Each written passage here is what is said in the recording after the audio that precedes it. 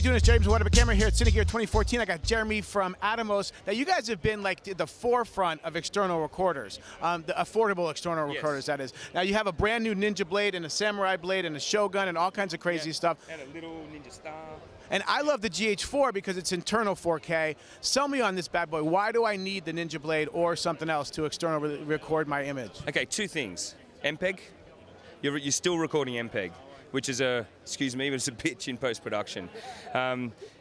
Generational losses, difficult for the CPU to encode, decode. You can't do as much, and that quality has already been squashed and cut away before it gets to the disk. That process of recording to MPEG from the sensor, so you've got this beautiful sensor image, and then we're squashing it, throwing away color, throwing away data, and making it fit on the memory card in MPEG. Now, great distribution format, MPEG. I'm not MPEG hater. But editing formats are much larger. They're iframe only. They're not IBP frames. They are 10-bit. They're 422. Their generational losses in CPU encode decode are 0. So no matter how many times you apply an effect onto ProRes or Avid DNX, they do not degrade. MPEG, title, degraded 5%.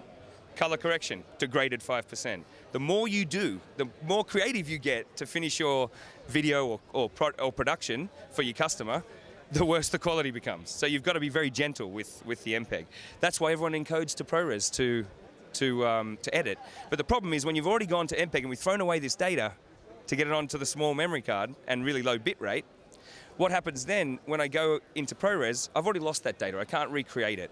So what we do is we take the sensor image before all this encoding directly out of HDMI or SDI, and we record it to an SSD or a hard disk. So, number one, you're getting more storage capacity. Our hard disk, 1 terabyte, 10 hours of ProRes HQ. You can't do that on an SD memory card, and that slides right into the device. The second reason is it's 10-bit. Most cameras record 8-bit internally and pump 10-bit out of the HDMI. That's the HDMI standard is 10-bit. Some cameras only pump 8-bit out and we still record 10-bit. The reason we do that is again for post-production. When you get a CG effect at 12-bit and you put on the timeline next to an 8-bit file, that 12 bits goes down to 8 bits, you get color crushing. When you're at 10 bits, it stays nice and pristine. Much better for post-production. The third thing that is the reason why you need an external device is we're not just a recorder. We're a recorder, a monitor, a playback deck, and an edit device, all in one. So you need a kick-ass monitor on top of your GH4 for, let's say, 60% of your shooting. But when you're walking around like you guys are now, you don't need the monitor, right? And that's where a little ProRes recorder comes in. So you just stick that in your pocket or underneath the camera or next to the camera. So we're talking about recording quality in one hand. We're talking about monitoring and setting up your shot.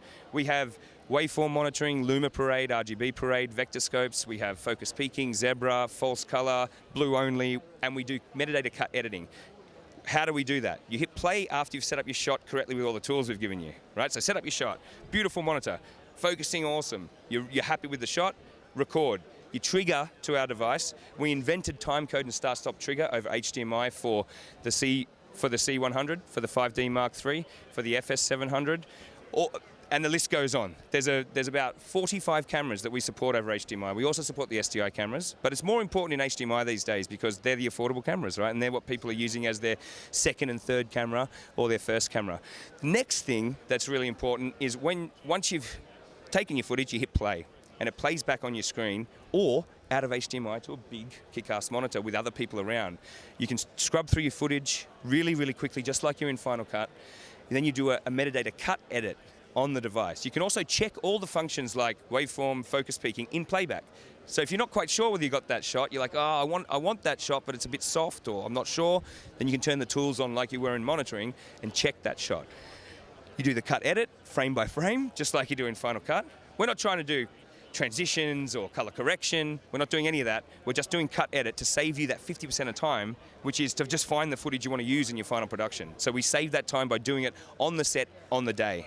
And that's a really, really powerful feature. Now, speaking of affordability, the Ninja blade is really inexpensive. Give me the price list of everything you got here. Okay, so first of all, we got the button-only version, which is LED-based and CFast-based, which is one of our new ones, which is $295. That's just a ProRes recorder.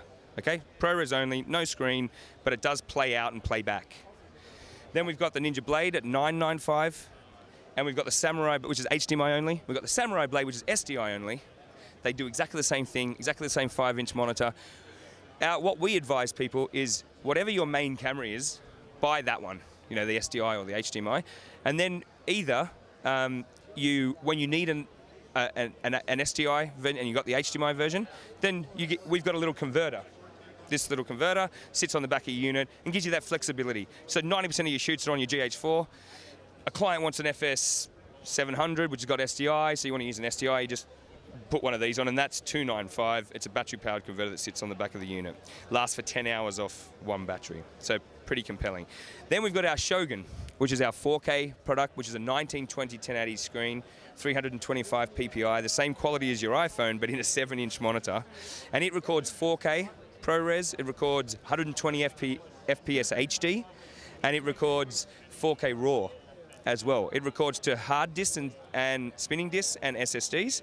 It also records to dual-rated spinning disks as a caddy. So right now on the Ninja Blade and Samurai Blade, we've got one disc. For affordable 4K recording, we've done a rated spinning disc system, which you stick in the back, which gives you 5 hours of ProRes 4K recording for around $120. It's pretty compelling. What's the Shogun going to cost me? Shogun is $2,000, $1,995. And is that available now? No, that's available in September. We're still in development. Sony asked